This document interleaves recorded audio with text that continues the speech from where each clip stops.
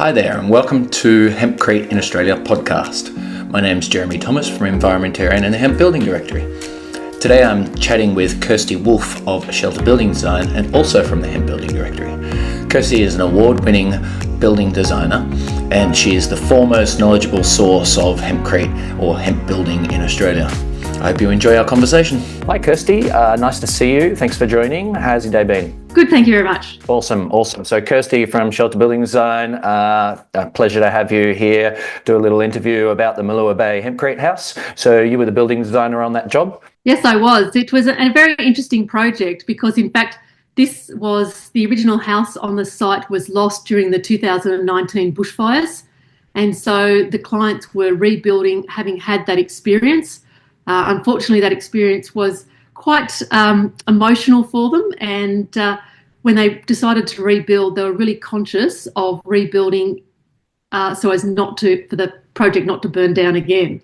Can you tell us about the original Malua Bay house and what it was like before the 2019 bushfires? In fact, I've never actually seen any photos of the original house, but it was an interesting and challenging project because it's on a sloping site and the original house had actually been cut into the site. So we had a particular sized level piece of ground on which to rebuild the house.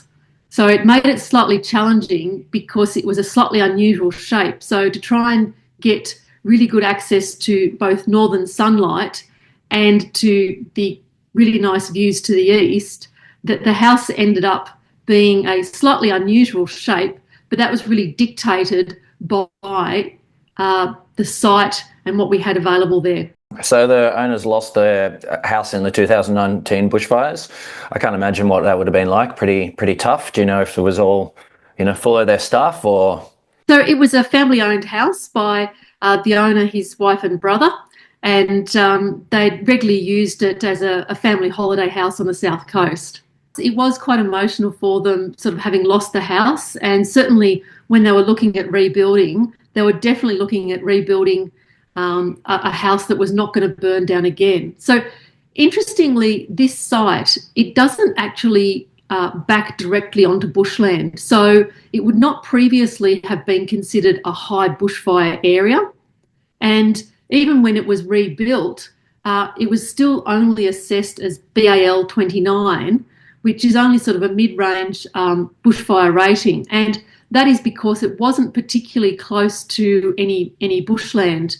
It's just unfortunate that the fires 2019, very dry conditions, very high winds, that a lot of properties were lost. I mean, you sort of led into my next question, which is how did they come to the decision of building with hempcrete instead of traditional building materials? They wanted their house to not burn down. I don't think anyone wants their house to burn down. The brief really was non-combustible, but also they wanted to build back more sustainably and using a house that used less energy. So they actually had been considering other materials beforehand. They'd even considered building an earth-covered house, but financially it wasn't really viable to do that because they had a limited budget. And unfortunately, they also ran into the issue that during 2020-21, during that COVID period, building costs went up substantially, particularly materials.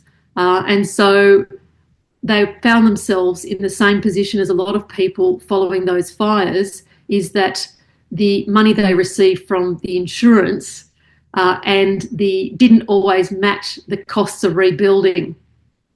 Yeah, tough decisions to be made. And so we talked about the BAL rating, which is the bushfire attack level for those watching on here. And so that was a fire engineer. Did you have to get a bushfire engineer involved? Consultant? Yes, we did get a bushfire consultant, and they're the ones who came up with that BAL 29 rating. So okay. The reasoning behind that is that where the property is located, it's a semi-rural area, so mostly grassland surrounding it.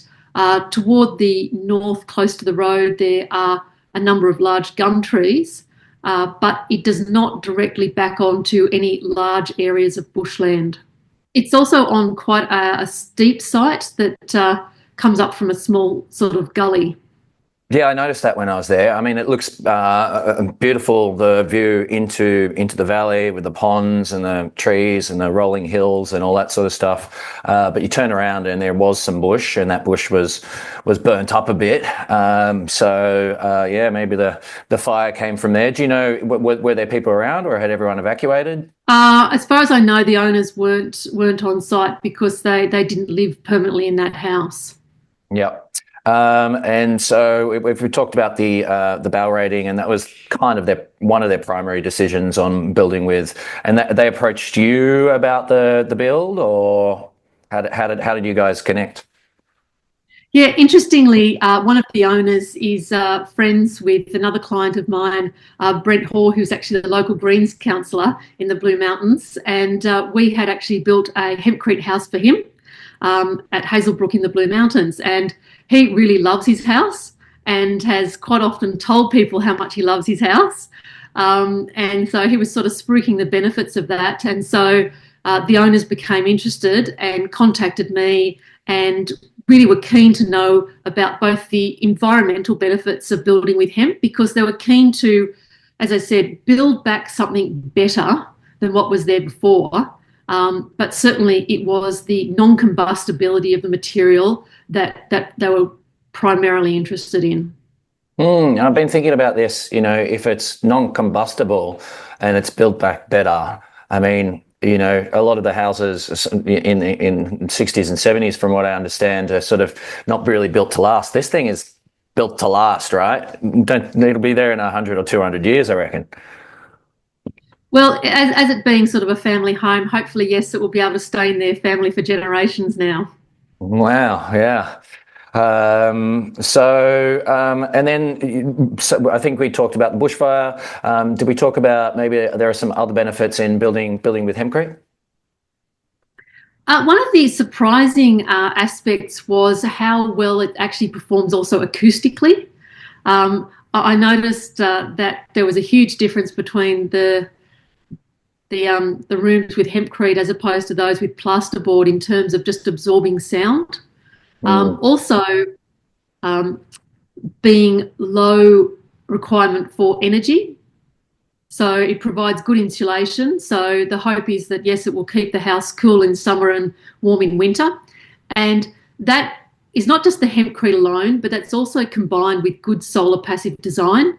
So we have tried as much as we can with the existing site we have to orient a lot more of the glass toward the north. So one of the main bedroom and the kitchen sort of dining area face north.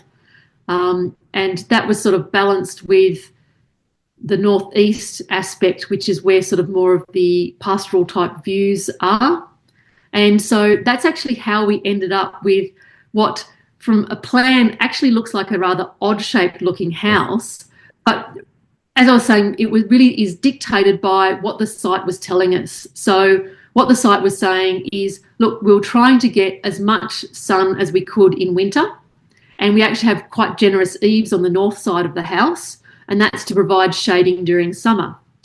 The primary view and following the contour of the land was toward the northeast, and so we ended up with a sort of a bent L shape to match both the contours and north. However, the existing site was cut into the side of a hill and already had retaining walls there. So what we ended up doing was actually cutting a couple of corners off to actually better fit the site. So it really was trying to make the most of what this existing site was to fit the new build. Yeah, look, it's a fantastic approach. Look at the site first, look at the sun first, look at the view first, and design within those constraints. That's what passive design's all about, right? Yeah, from my point of view as a building designer, that's what good design is. It's actually observing, taking all of that information in, and then using that to inform what your design is going to be in response to the site. Yeah, lovely. So as far as getting approval for the location, dealing with council, I mean, you've done that plenty of times before. Were there any challenges there? Not really, actually. I have to say that this Shoalhaven Council were actually really good, and I'm sure that they would have had a lot of buildings being rebuilt during this time. And even given that fact, approval wasn't too long. Certainly, most councils' approvals took a little bit longer during that COVID period. And then we used a private certifier for the construction certificate, Brendan from Pacific Building Approvals, and he was fine to work with. Wonderful. And the builder, Jason Vapore, this is the first time he'd taken on a hempcrete build. And yeah, he was really good sort of working with that. And given the fact that the clients had a limited budget, working with ways that they could build to fit their budget. Wonderful. So a bunch of constraints, but you fit it all in there. Amazing. So beyond the fire resistance, what are some of the long-term benefits the owners will experience with a hempcrete house? One of the things I haven't sort of raised so far is the issue that the hempcrete is vapor permeable. So what that means is that the water vapor can pass through those walls. So generally what happens is in a climate where you are heating in winter, generally there's higher water vapor inside the house. And that's because just people breathing and cooking. And so that water vapor generally needs to move toward the outside. If you have building materials which are impermeable, what you can end up with is you can actually end up with that moisture coming from the warmer inside of the house, where because warmer air will hold more moisture, as it moves toward the outside where the air is cooler, the cooler air cannot hold as much moisture. So when it reaches those cooler temperatures, it can condense. So one of the big problems that we have, particularly in cooler climates, such as Tasmania, Victoria, the cooler areas in New South Wales, is what they call interstitial condensation. And what that is that's water vapour moving from inside your house, moving toward the outside. If it hits a impermeable layer and cooler air, it will condense. And you don't know it's happening because it's happening inside your walls. So one of the great things about the hempcrete is that it allows that water vapour to move toward the outside, and you don't get any condensation issues. The other thing about the walls being vapor permeable is that the material can actually take on and re-release that water vapor, and it's very good at maintaining a much more sort of even humidity. Amazing. And so it's got me thinking about, proper passive house certified places where they've got that wrap where they're completely sealed, and therefore they need other systems to circumvent that moisture inside the house. Yeah, look, in terms of that, passive house is a little bit different, and this is the issue, the difference between vapor permeability and air permeability. So the hempcrete walls are not letting air in, they're letting water vapour. And that's because the water vapour particles are actually smaller than the air. So in fact, I've actually been involved in the building of a hempcrete passive house. So what we actually have ended up with is we used the internal lime render as an airtight layer. So this is a house which is airtight and has heat recovery ventilation, but the walls are still vapour permeable. So cool. So much science. Yeah, amazing. I mean, with that, this is what modern building is. It's actually looking at what is the building science and how can we use that to build better buildings. Of course, there's plenty of other benefits to hemp, and one of those is the insulation. Can you remind us the insulation benefits of hempcrete? Yeah, so the Malua Bay House, it has 250 millimetre thick walls, and that's because it's in a relatively mild climate close to the coast. So at 250 millimetres, it will give you an R value of between 3.3 and 3.55, depending on the product used. However, in cooler climates, we generally do a 300 millimetre thick wall, and that will give you an R value of between 4 and 4.25. Yeah, so really a huge R value, but what does that mean in terms of, traditional building? Well, if we compare that to most commonly built houses, or whether they're clad or brick veneer, generally they will have a 90 mil thick frame, and the insulation will just be in that frame. Now, if you get the thickest possible batt that you can fit in a 90 mil timber frame, that's only going to be R2.5, or if you go to a high density batt, R2.7. So the hempcrete at 3.3, 3.5, or at 300 mil thick R4 to R4.25 is significantly higher than that. And those sorts of insulation levels are able to meet the requirements of a passive house, which have high insulation levels. So wonderful. Really Wonderful. as well as the insulation value, studies have actually shown that because of that ability to take on and re-release water vapour, that the hempcrete actually performs better at moderating temperatures than the R values alone would indicate. Interesting. You got that extra moisture factor.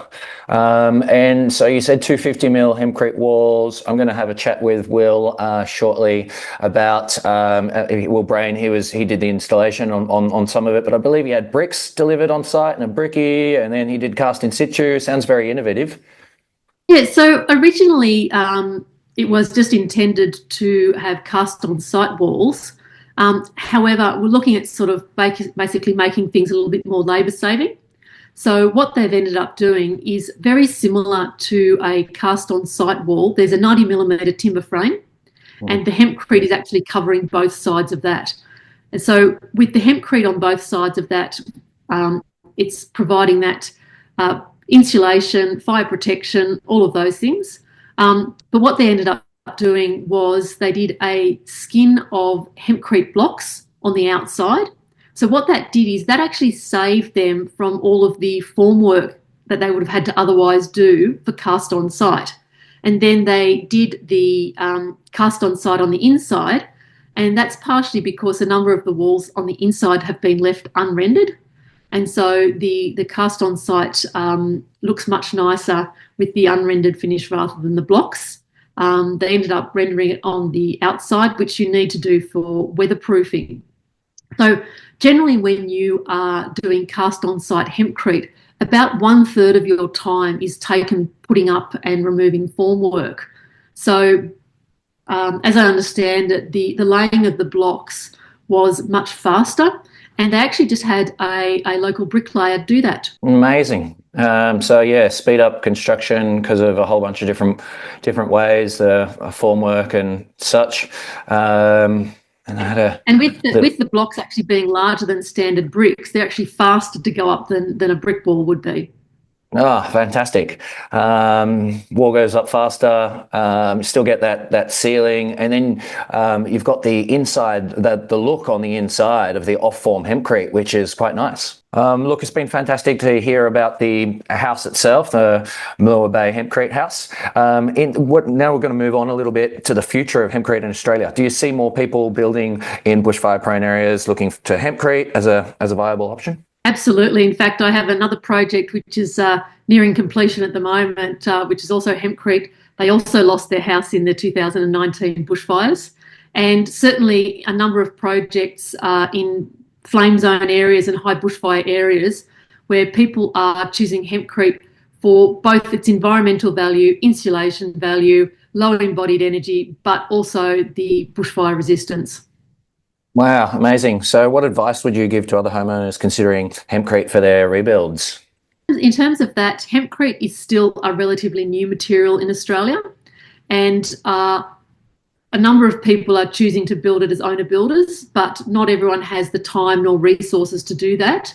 I've certainly worked with a number of builders who are doing hempcrete houses for the first time. Some of those, like the house at Malua Bay, they've in fact subcontracted to an experienced hempcrete installer.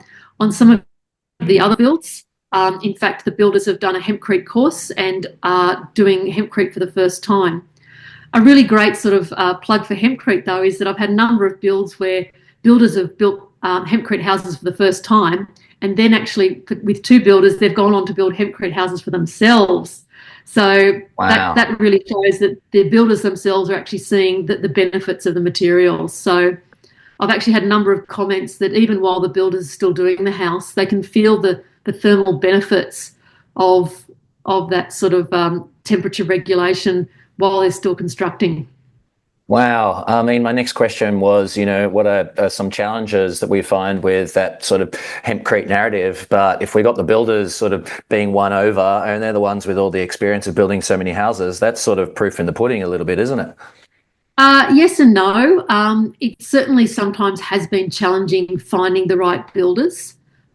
Certainly, if you are looking at doing a hempcrete build and you are engaging a builder who's not been involved in that before, I'd certainly have a good discussion with them, and finding builders who are open-minded, who enjoy the challenge, who can sort of look at a building and sort of work things out. They're the best builders to work with, because if you get someone who just wants to build you the same brick veneer that everyone else has got, they're not going to be the right builders to work with. And that's why we really don't have development in terms of improvements in building materials if people just keep doing the same thing. It's acknowledging that there are better ways of doing things and being able to take that on board and work with that. Yeah, we've seen so many improvements in the building industry over the years. Thinking about CLT or engineered timber, and the way hempcrete has grown in Australia since your house 2014, the fifth house finished or something, to now we're up to about 400 houses, was it, about that in Australia? And that's growing all the time. And that brings me to my next question, which is what's next? You said you got some other hempcrete projects on the cards. How are they going? Yeah, look, I think it's hempcrete sort of moving into more high performance houses. So where we're looking at really low energy costs, we are doing air tightness and heat recovery ventilation. Some of those are passive house, some of them are not, simply just looking at how can we use less in terms of ongoing resources to keep the house at a comfortable level. And also looking at indoor air quality and health. So people are sort of increasingly, post-COVID, spending a lot more time in their houses, and many people working from home. So they are really concerned about having really good quality indoor air. And that's one of the things that hempcrete, being low toxic, moisture regulating, even temperature, can really sort of help with. Yeah, amazing. Well, pleasure to chat to you, Kirstie, about the Malua Bay Hempcrete House. We're working together on a bunch of different projects, but it's great to have this little interview about this house. Looking forward to chatting to you about further things in the future and all our projects that we got happening. Yeah, I think also one of the other impediments, I think, to using hempcrete in the past was sort of availability of materials. And as more builds are coming on board, there are more people growing and processing hemp locally. So as that industry develops, there'll be more sort of available locally for people. So if people are sort of interested, I would certainly recommend, if they're looking at using hempcrete materials for their build, jump online and have a look at the hemp building directory, because that's always updated with what's happening most recently in the hemp building area, new suppliers, builders, designers who can help you with your project. Yeah, awesome shout out. So it sounds like, we have hit that phase where we're scaling up a bit, and with scale, things get a little bit cheaper. And it sounds like already at the Malua Bay House, with the method of the bricks on the outside cast in situ, that sort of maybe brought the costs down a bit, and the size of the footprint of the house is also brought down. So do you think, the prices are sort of, lowering a little bit for people that really want to build with hempcrete? At the moment, I mean, I have to admit that hempcrete is probably not going to be the cheapest option. Nothing can really beat sort of a clad house. You have to look at the long term in terms of the energy savings, the comfort, and the comfort levels without requiring mechanical heating and cooling, as well as sort of the ongoing sort of health benefits. So as people are looking more at buildings not as a short-term, brick veneer, build it for 30 years, knock it down, which, unfortunately has been, the approach in the past, is building better quality, and houses that in the future, people will continue to use, and they'll continue to work into the future. I mean, throughout history, we had the legacy of building amazing buildings and amazing houses, and then we went through a little hump there. So it's sort of the legacy that you want to leave behind. You want to leave a high-quality house for, as we hinted at earlier, generations to come to enjoy that same house. Well, awesome chatting to you, Kirstie, from Shelter Building Design. What's the website? shelterbuildingdesign.com.au. Jump online, check us out, and you can have a look at some of the builds we've done. And you got space for new clients, or you booked out? No, look, particularly if you're interested in building with hempcrete, please talk to us. All right, sounds good. All right, ciao for now. Chat again soon. Thanks, Jeremy.